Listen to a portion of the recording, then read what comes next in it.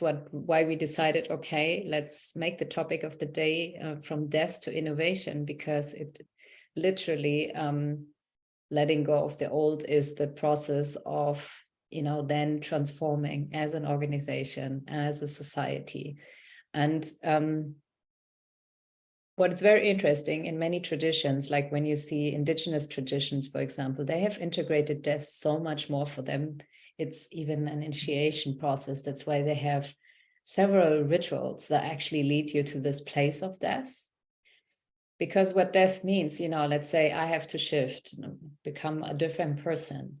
Why it feels like a death is because the emotions are as strong as the fear of death, right? It's you can have the deepest fear we all carry as human beings is the fear of death, right? Like that's the overall, and that's what we create our world around. That's how our life is constructed, because ultimately we are afraid that something could happen, that we could die. And when we look into when we are in autopilot, a lot of the times when we just act out of autopilot and just do things that either harm us or that make us disconnected from how we actually feel, it has a lot to do with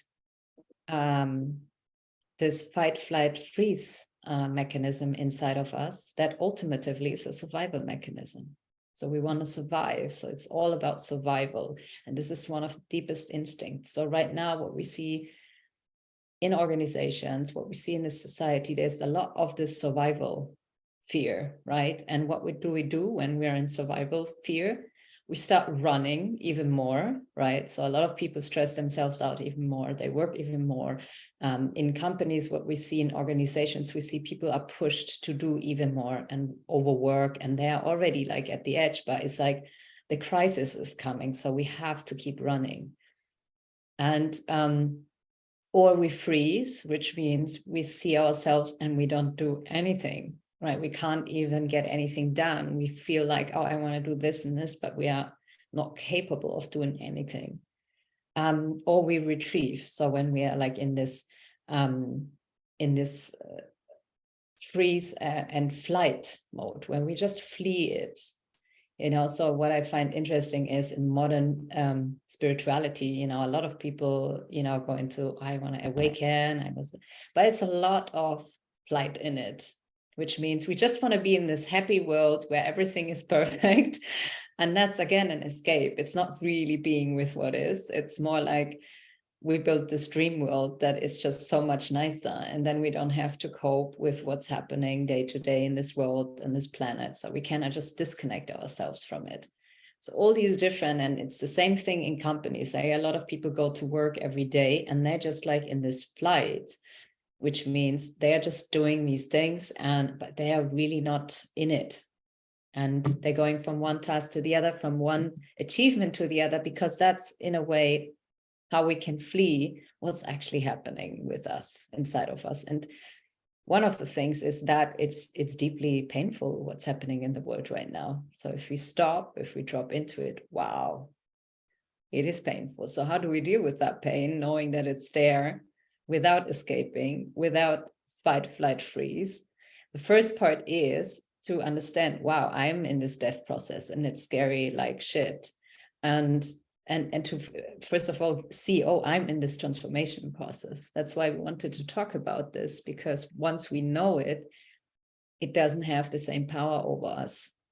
We can already observe it more because we're aware of it. If I know, oh, I'm in this death process right now, it's still painful and difficult, but a part knows that, and that part can start to trust a bit more and say, oh, wait a second. What if at the end of this, there's just a rebirth? What if at the end of this, there is not the dark death and everything scary, but what if I could just fully let go and then see, wow, there's something else? And for that, I actually want to tell a story, and I call it the butterfly story. So, because the butterfly is actually such a great example of transformation. So what happens to the butterfly is, story of the butterfly starts as a worm. So the butterfly is a worm. He knows what it is to be a worm. It's this life. And then at some point, it goes into this cocoon, right? So it's in this cocoon. And the worm really likes the cocoon. It's warm, it's cozy. It has everything what it needs to feel safe. So the worm is in this cocoon and feels like, okay, I arrived. I'm here. This is my home. And it likes the home very much. And sometimes it thinks, okay, I could maybe have a bigger cocoon with more rooms or so, but in general, I like it. And so it is in this cocoon, and it feels like I want to stay here for the rest of my life in this beautiful cocoon that feels really cozy. And I have all my other friends that are also in the cocoon, and we can chat, and we're close by to each other, and it feels safe. We know what to do. We know who we are. And so one day the worm wakes up and there's a little crack in the cocoon. And so the worm gets really, really frightened. And the worm is like, oh my God, my cocoon is breaking. And it gets really scared. It has this fear of death and the fight, flight, freeze. And a lot is happening within the worm. And the worm can't sleep because there's a hole in my cocoon. It feels unsafe. So one day the worm has an idea how to close this hole. So it makes all the efforts and tries to close the hole, and it actually closes, but not fully. But at least it's kind of like it feels safe with it again. But next morning when the worm wakes up, the hole is even bigger than before. And the worm is again afraid, and so much is going through his mind. He can't think straight, and he feels this complete fear. So it kind of like distracts himself all day long, not to think of this hole that is in the middle of his cocoon. Next morning, the worm wakes up, and there's sunlight coming through this hole. And the worm is still afraid and thinks, oh my God, I don't like what's happening here. But somehow, as the sunlight touches the skin of the worm likes the sunlight, and it feels like, oh, somehow this also feels good. And it becomes a little bit curious. What if out there is maybe even more sunlight? What if out there's something really nice? And so the worm thinks about it, and it talks to the other worms about it. And the others say, no, you gotta stay in here. It's not safe. Keep yourself in the cocoon. You have to protect yourself. You don't know what you're doing. This is the safety. If you leave that, nothing is gonna be safe at all anymore in your life. You gotta stay here. You gotta fix this cocoon. So the worm listens to what the other worms is saying, but something has touched him. And something happened with this sunlight that didn't leave him all, afraid anymore. There's a part of him that starts to feel this curiosity and openness towards the whole thing cracking. And so what happens one day is he wakes up and the whole cocoon starts falling apart. And the worm is afraid, but then he feels the sunlight on his skin. And then he feels like, wow, I have so much space now. So he just like opens his arm and he notices, wow, I have these beautiful wings. They're amazing. And all these colors. And that's me. I'm so unique. I look really beautiful. But the worm that looks like a butterfly now doesn't want to fly away because his friends, all the others in the cocoon, are still there. And he's like, I don't want to be alone. I want to be with my friends. But far away, the sunlight just keeps triggering him to fly. So he starts flying and he flies towards the sunlight, and the sunlight is super beautiful and he loves it. And then he finds these flowers and he eats the nectar of the flowers and he is so joyful. But once in a while and again, he feels really lonely. He misses his friends, the other worms. But he knows he needs to keep flying. So he keeps flying. And at some point, he sees this huge flower field. And to his surprise, there's thousands of other butterflies there. And so he flies to this field of the butterflies and meets all these other butterflies. And he lives on forever after. Yes. So that's the story of the butterfly. And first of all, I love that story that I kind of made up, but I think we all know the story of a butterfly transforming from a worm into a butterfly, but also because it actually really shows this death story. The worm, in order to become a butterfly, needs to transform and become something completely else without knowing. And that's, I think, why it is so hard, because you have to go from death to change without knowing what's on the other side. Very often in this transformation process, we feel completely lost. The first feeling is, I don't know who I am anymore. I don't know what's true to me anymore. I don't know what to, it's almost like no orientation. We can't hold on to anything that's familiar to us. And so the death process, that's why. So there's a difference between change and transformation. If I just change, this is part of me that knows, oh, I can change, but I can change back if I don't like it. If we transform, there is no going back. And one of my teachers once said, transformation means something needs to die first. So that's why when we really transform, we die. The version of ourselves dies that we have been before. And that's the thing. We always think, I want to cling to something until I know what's there, and then I go there, right? But the butterfly, he couldn't do that. He needed to crack his whole cocoon, and then only he knew he's going to be an amazing butterfly, being able to fly towards the sun. And that is what is happening for us as humans and in organizations as well. We have to already let go of the old, because part of becoming the new has a lot to do with not holding on to what we know, because otherwise we can't reinvent ourselves. If we still have that, we keep trying to make that just in a different way. But if it's all lost, let's say we have this feeling, I lost it all, I don't even know who I am anymore. That's when we're the most ready to say, okay, so first it's painful to not know who we are, but then we are like, wait a second, if I'm not that anymore, I can reinvent. I can come up with something I've never come up before, because all is lost. And so this is the deep, deep part of why death is so important, why it's such an underestimated topic to talk about. There's a threshold between death and rebirth.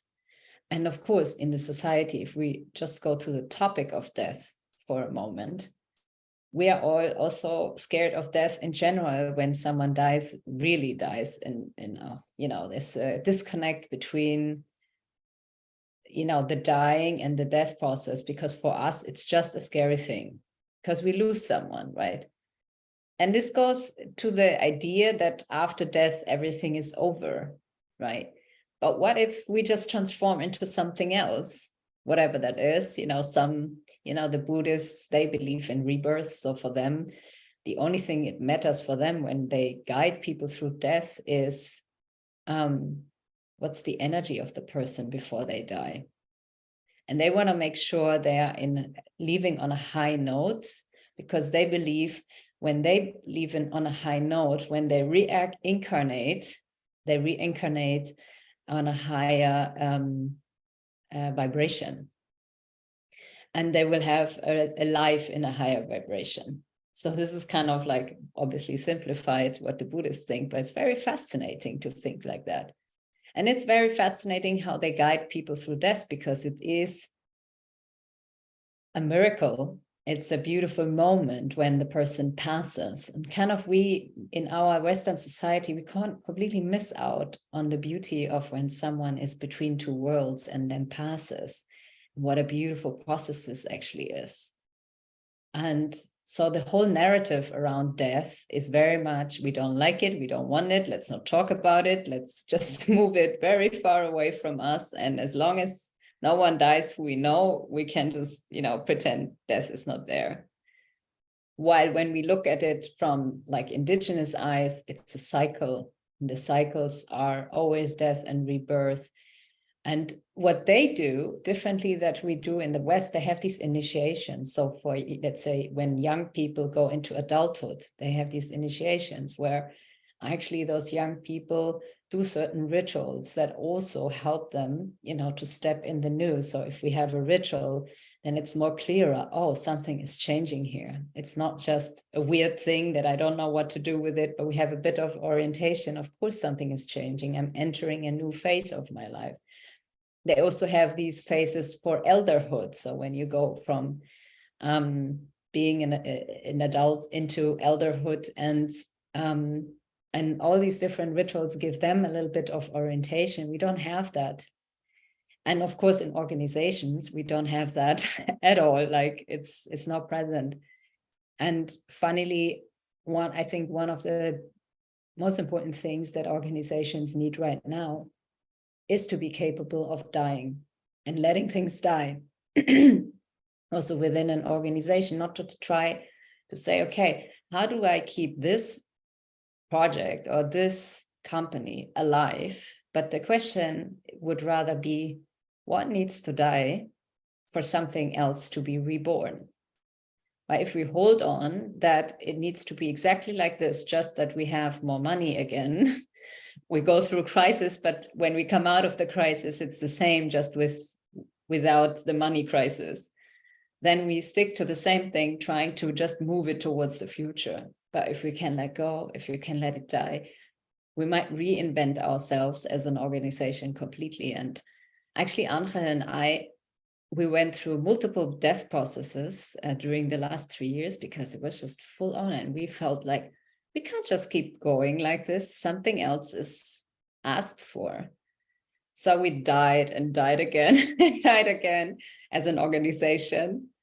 And it's a huge process to let go of, oh, but we've done this. And it's kind of like what we have always been doing. And yeah, and it's also painful because you're attached to it. You love what you do. And you're like, okay, who am I without doing this anymore? Like, is there still a person? And so, yes, so that is one of the biggest parts of this death process, that we need to step into something that we don't even know. And that is why, of course, trust in the unknown becomes not just a skill that is nice to have, but actually it's necessary to go there. It's necessary to come to this place when we cultivate trust in the unknown. And a lot of us don't have this trust. Yeah, trusting the unknown is also important, because then we can say, okay, if it's unknown, there is an innovation, there can be a change, but I trust to keep going. Then we go through this painful death process, but we don't think, okay, after that, everything is over. But trust helps us to actually, know I might be a butterfly afterwards flying. Or it doesn't have to be so lyric, like so literal. Maybe it's not a butterfly, but something else is there. And I trust that if I just keep going and trust the unknown, that at some point, something new will show up that will make total sense. And I personally, every time I have a death process, I go through the same emotions, the same fears and everything. But I think I've experienced it enough times that there is a part of me that just knows, okay, it's going to be fine. And our fear of the unknown can do exactly the reverse thing. It can hold us back. It can actually prevent us from embracing the new. And so we can get stuck in this transformation process forever, like you lose years of resisting this transformation and just holding on because the fear is so strong. And if we think of a team, an organization, let's say they have to go through a transformation process. If they don't have trust in the unknown as a collective team, it's also not working. That's why very often as a team, If one person has the trust, but the rest doesn't have, then everyone goes with fear response, right? That's what we see right now a lot. A lot of organizations go into fear response. And then, you know, how we are, because we are connected beings and empathetic beings, we pick up on each other's emotions. We're not separate from what others feel. It's the other way around. If that's the energy in the room and the emotional, you know, reaction in the room, it's also contagious.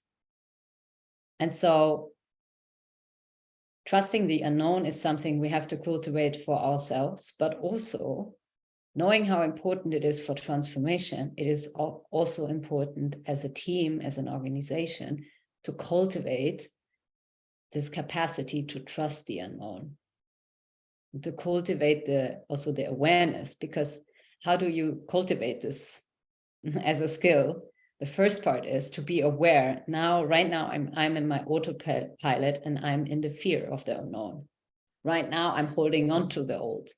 So that's why we think telling the story is so powerful, because when we know, we see it. If we don't know, we think, yeah, well, that's the situation. Of course I'm afraid, or of course I'm in this. But if we see the bigger picture, we're like, oh, I'm in a transformation process. We all are in a transformation process. The unknown is coming closer and we all are afraid of it. So one way to cultivate trust, for example, in a team is not to say, oh, we are all trusting now. That would be bypassing also how we feel. The first part would be to drop into the fear, to drop into the fear of the unknown and allow it to touch us. And allow us as a group, as a team, to just talk about this openly. And in order to be able to do this in a group, in a team setting, we have to have a safe environment where it's allowed to share also the uncomfortable.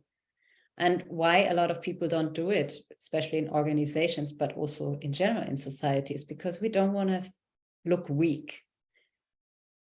And because it's really hard for us to show ourselves vulnerable, because we think, am I still being perceived as a competent person if I'm the one who's afraid? Or are people still taking me serious? Because we have connected competence with perfection and just having it all together all the time. And that is kind of how we all walk through life. We don't show how we really feel. We have this mask and we have this shell around us where we're just in the outside, we have it all together. We keep going, we keep high performing. But inside, there's actually this part that says, I'm afraid. I'm afraid of this unknown. I'm afraid what's going to happen. I'm afraid of about the state of the world. I'm in pain because of that. I'm in pain because of myself. And so that's again this connection between self and co-leadership. So first of all, I have to have the capacity to be with my own fear. And then I cultivate the capacity to be with the fear of others without it freaking me out and without wanting to make people better about their fear. Like if I can't deal with my own fear, the first thing I say if someone is afraid, oh, it's going to be fine. And what happens then for a person who is afraid, they don't really feel heard. They feel the message they receive is, oh, I have to pretend that I'm okay now, so everyone around me feels okay again. If I say I'm still afraid, they'll feel uncomfortable. And so one of the things that I've learned about difficult emotions is, as long as we can't connect with our own difficult emotions, as long we cannot connect with the difficult emotions of others, we will always try to make them better, because it's basically our way to protect ourselves from feeling that. And that's the powerful part of it. Like Brené Brown says, if we are really going into empathy, that means we have to go to this place that knows the feeling of the other person. That means we have to feel our own fear in a moment to really empathize and connect with someone in fear. So if I'm afraid of my own fear, I'll definitely not be with someone else's fear, right? I'm going to avoid it or try to make them stop. If I'm connected with my fear, I'm not afraid of it. I can even see the beauty of it. So one of the things that I've learned in transformation process, if I sit with my fear and I really embrace it, I become much softer, more vulnerable, yes, also, but also the heart opens more.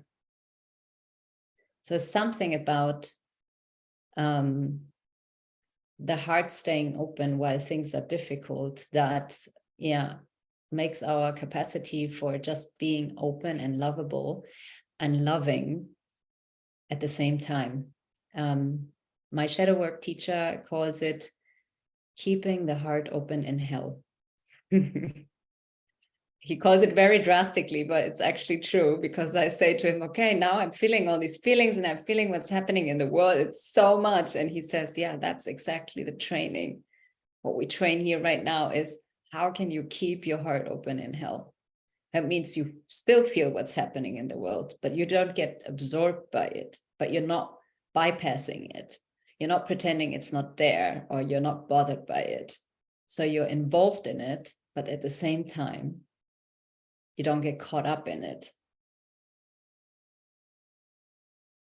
And when we can do that and really transform, this is when we enter this place where we can really go into a paradigm shift, right? A lot of people talk about a paradigm shift right now, but in essence, a paradigm shift needs a transformation first. So in order, because a paradigm shift is not just, oh, things are, they used to be green and now they are blue.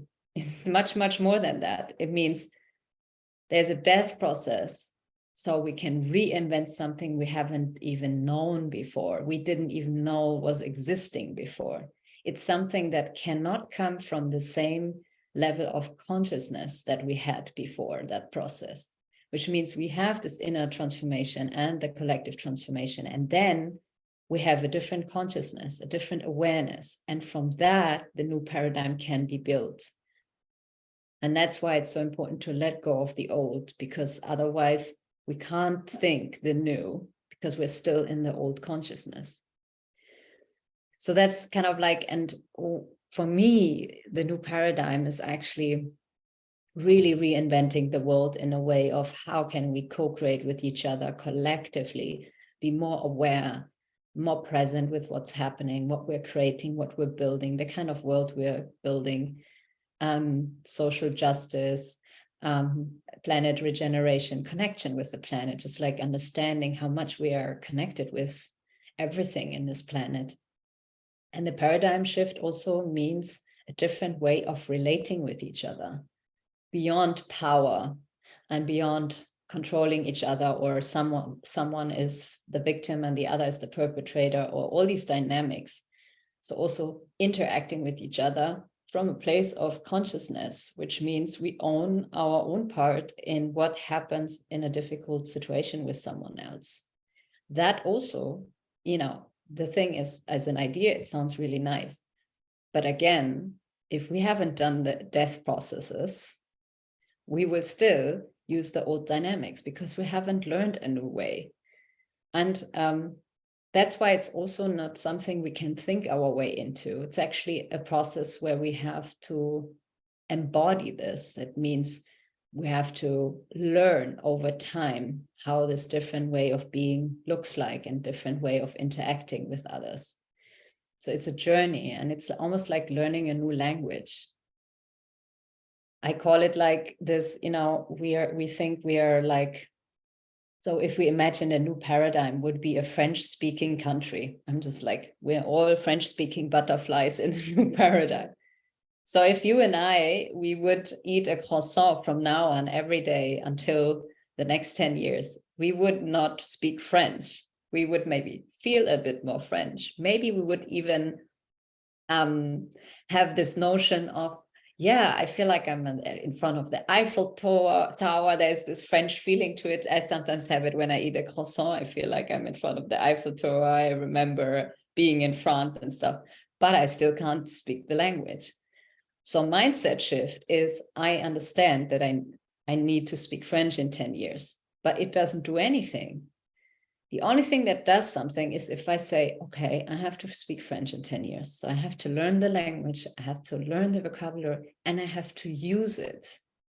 Only through that and using it again and again. And we can't jump that. So everyone is in this time of quick fixes. How can we quickly go from one to the other? But this is not a quick fix. It's actually a long journey of embodying more and more what it means to live and embody the new paradigm, to embody the new paradigm in our words, in our actions, and in our whole way of being.